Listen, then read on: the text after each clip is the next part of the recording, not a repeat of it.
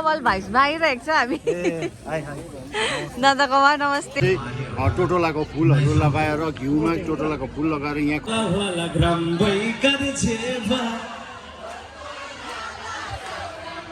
नमस्ते हेलो सबैजनालाई सो आज चाहिँ सेकेन्ड डे हो अधिवेशनको अनि आज चाहिँ अलिकति भिड जस्तो देख्दैछु म यहाँ तपाईँलाई देखाउनु पर्दा मास्कटहरू पनि छ हेलो भाइ हेलो कति बजी आयो 8 बजी ए मानेको खिच्यौ ए ल यहाँनिर मेरो छोरा र मेरो नेफ्यू चाहिँ बसिरहेको छ यहाँ क्यालेन्डर बेच्दै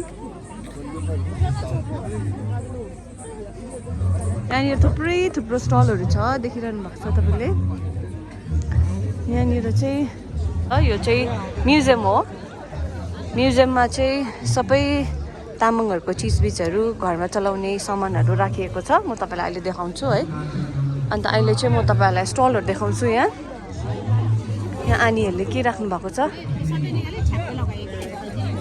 ह्यान्डमेडहरू राख्नु भएको छ आनीहरूले सामानहरू अनि तपाईँहरूले यहाँ चाहिँ तामाङको वेशभूषाहरू देख्नुहुन्छ आनीहरूले यहाँ राख्नु भएको छ तामाङ टोपी तामाङको एसेसरिजहरू तामाङ ड्रेस सबै पाउनुहुन्छ तपाईँले उलागी भाइलाई क्या राम्रो देखेछ आइसला केन्जामा यता हेर न भाइ फेबुलो फेबुलो सानो नानीहरूको देखिको लिएर ठुलोहरूसम्म तपाईँहरूले यहाँनिर पाउन सक्नुहुन्छ आइसला दामी दामी फेबुलो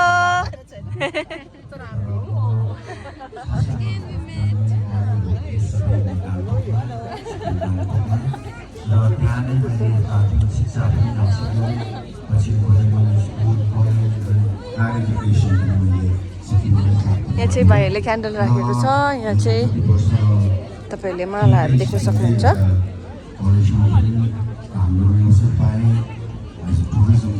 यहाँनिर बहिनीले ब्रोच पिनहरू राख्नु भएको रहेछ किचेनहरू ब्यागहरू किचेनहरू रहेछ बहिनीकोमा यहाँ चाहिँ तपाईँहरूले थाङ्काहरू पाउन सक्नुहुन्छ थाङ्काहरू कोकोमेन्डहरू रहेछ सो स्टल चाहिँ अहिले यति नै रहेछ बाँकी तपाईँहरूले पर स्टल देख्नु भएको चाहिँ फुडको स्टलहरू हो त्यो सबैहरू आपाले चाहिँ भनिदिनुहुन्छ यहाँ के राख्नु भएको छ यो सबै आपाले नै लेखेर राखेको सबै सामानहरू अनि तपाईँहरूलाई एक एकवटा देखाइदिन्छु के राख्नु भएको रहेछ आपाले यो चाहिँ पहिला पोङ हो पोङ राखेको छ है पोङ भनेको चाहिँ अब हाम्रो सगुन बिहाबारी हुन्छ मङ्गी हुन्छ या चोरी बुझाउँछ है यो चाहिँ पोङ राखेर मात्रै हाम्रो कुरा हुन्छ हाम्रो ताम्बाहरू हुनुहुन्छ है ताम्बा गान्बाहरू हुनुहुन्छ जब पोङ राखेको छैन भने चाहिँ ताम्बाहरूले पनि एक्सेप्ट गर्दैन ताम्बा भनेपछि चाहिँ जसले चाहिँ हाम्रो रिम ट्रिम सबै जानेको हुन्छ हाम्रो रीतिथिति कल्चरहरू सब जानेको हुन्छ बिहामा मात्रै चल्छ होइन बिहामा छेवारमा नौरानमा चोरी दण्ड जेमा पनि अब हाम्रो त पोङ नराखे त हाम्रो त पुरै कामै हुँदैन भनेको चाहिँ यो हो खास चाहिँ होइन अब यो भित्र चाहिँ हामीले के राख्नुपर्छ यो पोङ भनेको चाहिँ यहाँ चाहिँ हामीले जी आइरकहरू हाले पनि हुन्छ जी भनेको चाहिँ जाँड है जाँड या आइरक रक्सी है अन्त अहिले त रमहरूको चलन छ है अन्त हो त्यस्तो हालिवरी चाहिँ यहाँ चाहिँ टोटोलाको फुलहरू लगाएर घिउमा टोटोलाको फुल लगाएर यहाँ खदाहरू बाँधेर हाम्रो तामाङको चाहिँ यो प्रत्येकको भेरी इम्पोर्टेन्ट है यो चाहिँ पोङ चाहिँ हुनैपर्छ अब घरकै सामानहरू अब हामीले कलेक्सन गर्दै लिएर कहाँबाट ल्याउनु भएको यो चाहिँ यो त यहाँ त पाइँदैन दार्जिलिङमा अब यो त नेपालबाटै ल्याएको हो हामीले ताप्लेजुङबाट ल्याएको यो चाहिँ ढुङ्ग्रो भन्छ है यो चाहिँ जिथोङ कोदोको जाँड हालेर यसमा चाहिँ खाइन्छ यो चाहिँ यसरी चुस्ने चाहिँ ढुङ्ग्रो हो अब यदि उयो हो भने चाहिँ अब यो जुन चाहिँ डबका छ अब डबकामा पनि यसरी अब जाँड यसरी दिन्छ। अब सगुन सबैले वितरण गरेर बाँडेपछि चाहिँ सबै अब यो साङ्गेलाई यसरी चढाएर चाहिँ त्यहाँदेखि चाहिँ यसरी सुरुप सुरुप यो पनि हाल्दा पनि हाम्रो 3 खेप ए 3 खेप हालेपछि खाँदै थाप्दै गर्नु। 3 खेप नियम। काँक्री त सबैले देखेकै छ है। काँक्री यो हाम्रो पूजा ओजातिर यो के अरे फुलहरू सजाएर वेलकम गर्नु यो खुसियालीमा चाहिँ एकदमै हाम्रो यो युज गर्छ। तामाङहरुकोमा चाहिँ चल्छ। तामाङहरुको मात्रै होइन प्रत्येक जातिले नै अब यो काँक्रीमा फुलहरू हालेर दरवाजामा राख्ने गर्छ, लक्ष्मी पूजातिर सबमा राख्ने गर्छ है। र पनि यो हाम्रो पनि एउटा रीतिथिति यो हाम्रो कल्चरै हो। यो काँक्रीमा हाम्रो खुसियालीमै नै राखिन्छ। लोटा बगुना यहाँ लेखेकै छ लोटामा बगुना। यो खुम्बा भन्छ है। दुर्बुङ पनि भन्दो रहेछ काँक्रीलाई है। त्यहाँदेखि यो त वाइन ग्लास, अब हामी त वाइन ग्लास भन्छ है। अन्त उहिले के अरे हाम्रो आखिर हुने मामहरूले चाहिँ अब यस्तोमा चाहिँ पानीहरू पिउँथ्यो है। अहिले चाहिँ हाम्रो के छ भने चाहिँ प्लास्टिकको मगहरू भयो, के अरे गद्दाको मगहरू भयो, त्यो पनि प्लास्टिक ऱ्याप गरेकै हुन्छ। अहिलेको समयमा चाहिँ हाम्रो चाहिँ अहिले ज्यादा नै प्लास्टिक युज गर्छ। प्लास्टिक चाहिँ जब तातो हालिन्छ, तातो हाल्दा चाहिँ एकदम त्यो तातोसँग रियाक्सन भएर चाहिँ त्यो माइक्रो प्लास्टिक चाहिँ एकदम मिक्स हुन्छ। त्यहाँ डिजल्भ भएर चाहिँ त्यो हामीले सेवन गर्नाले खाँदाखेरि चाहिँ नाना किसिमको रोगहरू हुन्छ। क्यान्सर छ, विशेष गरेर क्यान्सर। तपाईँहरूलाई यादै छ अहिले क्यान्सरले प्रत्येक घरमै क्यान्सरले आक्रमण गरिरहेको छ। अनि हामीले माइक्रो प्लास्टिकहरू कति नानीहरूकोमा पनि बुकमा गइरहेको छ है। यही यहाँबाटै म पनि सूचित गर्न चाहन्छु कि प्लास्टिक चाहिँ एकदमै तपाईँहरूले कम्ती भन्दा पनि कम्ती चलाउनुहोस् है। प्लास्टिकलाई चाहिँ प्रायः ब्यान गरेकै राम्रो है। जति सक्दो बरु यो ताँबाको यो मगहरू छ, ताँबाको मगहरू चलाउनुहोस्। त्यसलाई चाहिँ रोगहरूबाट चाहिँ बाँच्न सकिन्छ हामी। थाललाई चाहिँ खारबा भन्दो रहेछ है। अन्त काँसाको थाललाई चाहिँ डेर्मा भन्दो रहेछ। काँसा पनि कतिजनाले काँसाको थालमै खानाहरू खाइन्छ है। बटुकालाई चाहिँ घोरे भनिँदो रहेछ है। अब यहाँबाट यो नामहरू पनि हामीले नजानी पनि लेखेका छौँ र धेरैजना यहाँ भिजिटरहरू आउनुभयो है।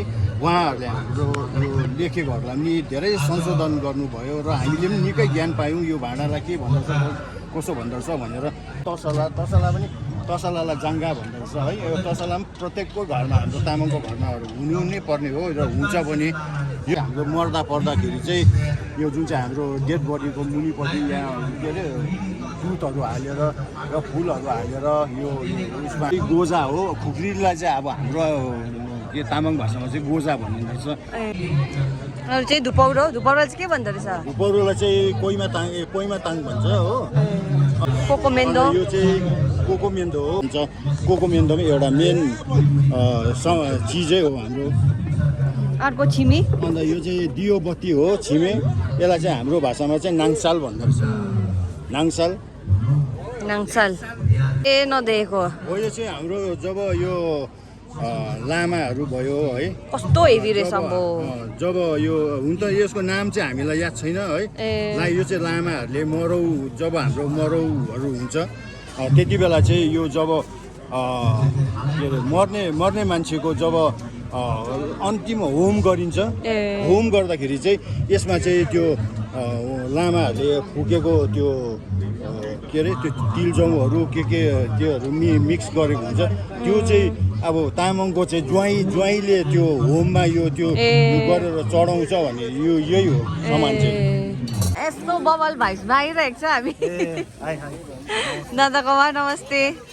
तपाईँहरू फर्स्ट दिनदेखि आउनुभएको थियो? हामी फर्स्ट दिनदेखि खासमा चाहिँ हामी रोहिणीमा रेस्टुरेन्ट सुरु गर्दैछ अब। हजुर मोबाइल भाइब्सको नाममा छ। ए हजुर। अनि हाम्रो चाहिँ एउटा ब्युटिफुल अपर्च्युनिटी चाहिँ प्रमोट गर्नु पनि हुने होइन। हजुर। अनि यसो सामान्य मान्छे हेर्नु पनि ब्युटिफुल जोक्सपाट। तर त्यही हाम्रो मेन मोटो त्यही अनि हजुर त्यसको लागि हामी आएको। ए हजुर। मैले चाहिँ थाहा थिएन कि, अन्त हिजो आङ्गीले चाहिँ भन्नुहुँदै थियो यहाँनिर खोलेको रहेछ भाइले पनि भनेर। अन्त फेरि हिजो चाहिँ उयसमा देखेँ नि त तपाईँको भिडियो के हाल्नु भएको थियो नि। अन्त यहाँनिर रहेछ भनेर त आज आएको। त फेरि चाक चाहिँ नि कस्तो रहेछ? यो चाहिँ खाना आइसकेको छ। भात, चिकन र साग। यो चाहिँ हो झोल। चाकु पनि भनेको खै उसको आएको छैन। दादा अब आयो खाना हो अब चाखेर भन्छु बबाल छ कि छैन प्लिज ल हुन्छ जेन्युन फिडब्याक दिनुपर्छ फेरि ओके अन्त भाइको त आएको छैन बिचारा म एक्लै भन् न मै गर्छु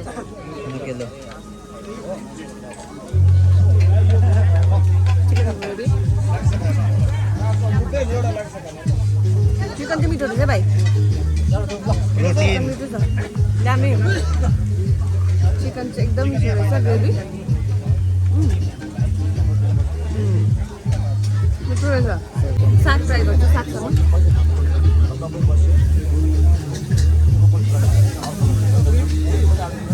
साग पनि मिठो रहेछ आम चाहिँ हामी खाइसक्यो जाउँ भाइ बबल भाइब्समा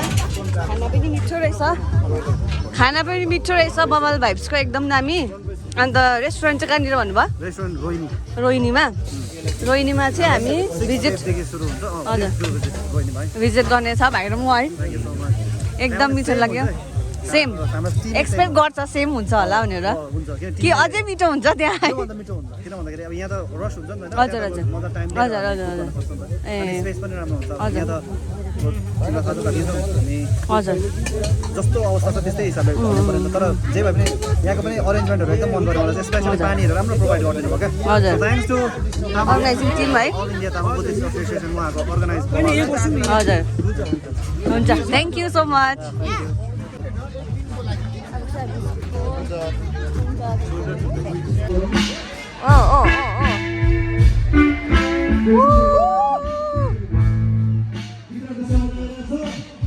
आइछ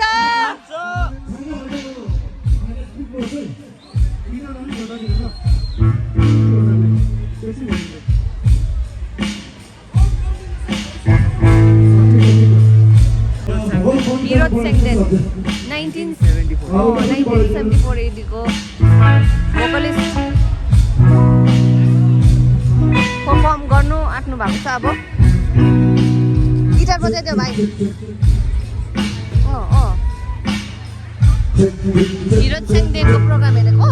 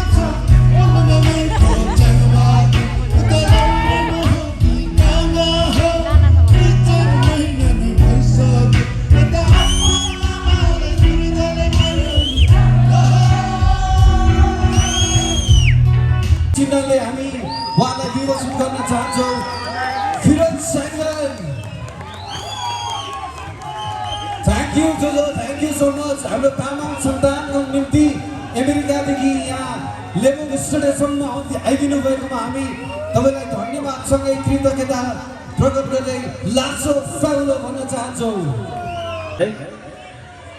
सम्पूर्ण दार्जिलिङवासी सम्पूर्ण दाजुभाइ दिदीबहिनीहरूलाई लासो फ्याफुलजी आरामै हुनुहुन्छ हजुर अब सबैजना पछि बसिराख्नुभएका सम्पूर्ण दाजुभाइ दिदीबहिनीहरूलाई अलि अगाडि आएर नाचिदिनु हुन र एकछिन हामी रमाइलो गर्छौँ है त हजुर गादे जे बजामे गादे छारजीमा होइ पुङदी नामसाला आस्याङला वाला वाला ग्राम्बै गादे जे बा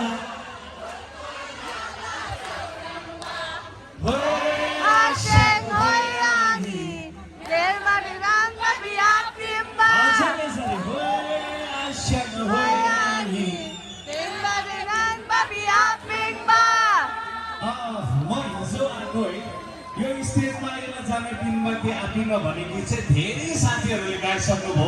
अन्तिममा मेरो पाला आयो है, हो कि होइन?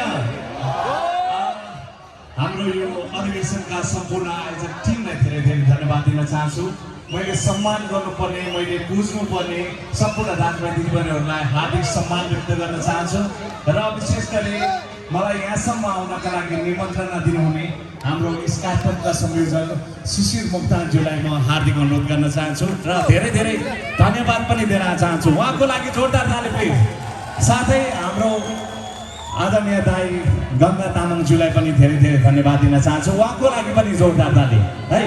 साथै सम्पूर्ण टिमलाई जसले यो कार्यक्रम सफल बनाउनका लागि यसरी दुःख गर्नुभएको छ, सबैजनालाई हृदयदेखि नै हार्दिक सम्मान र तपाईँलाई एक दुईवटा गीत सुनाएर म रमाइलो दिने कोसिस गर्न चाहन्छु। सुरुमा मेरो गीतहरू म तपाईँहरूलाई गुनगुनाउन चाहन्छु। 6 नम्बर है 6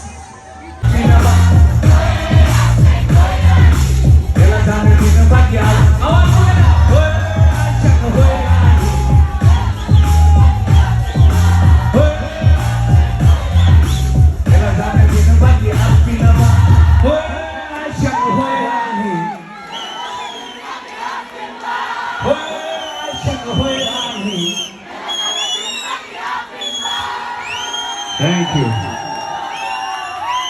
यतिको चाहिँ हुनुपर्छ है। अनि म आशाले छोडिदिनु छ तपाईँको होइन।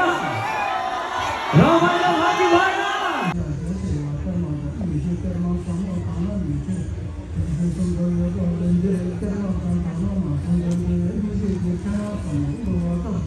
विशेष अलिकति यादहरू हुन त बल्लै छ, त्यही पनि भन्नु सक्दैन र उहाँको बेलामा भिड हुने चलन छ। अघि उसैले भन्नुभयो हामी उहाँको बेलामा उहाँको डोरी र त्यो छिरिलमा मात्रै गाँसिन हुनुपर्ने। Because usually nowadays it's kind of a trend that we always trying to follow the Western culture. We think like that if you can follow the Western culture, you are more well educated. We think that way. If you speak English, then in India especially we think that if you speak English, you are more well educated. This kind of the concept is not very true. Because when we are talking about the culture, because each and every culture, they have a very like a deep meaning and very like precious, because it's based on like especially like the Tamil culture is माथि काम गर्छ।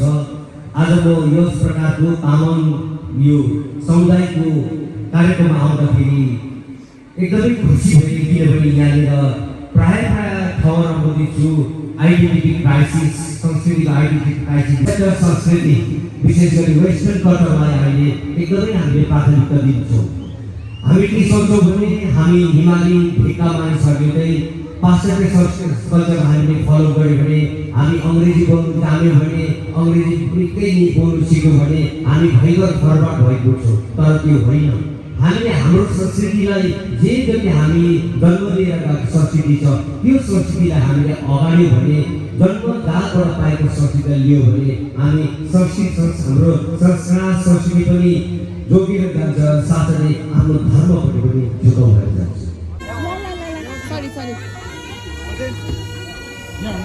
हुन्छ भयो, ऊ नानीको मात्रै।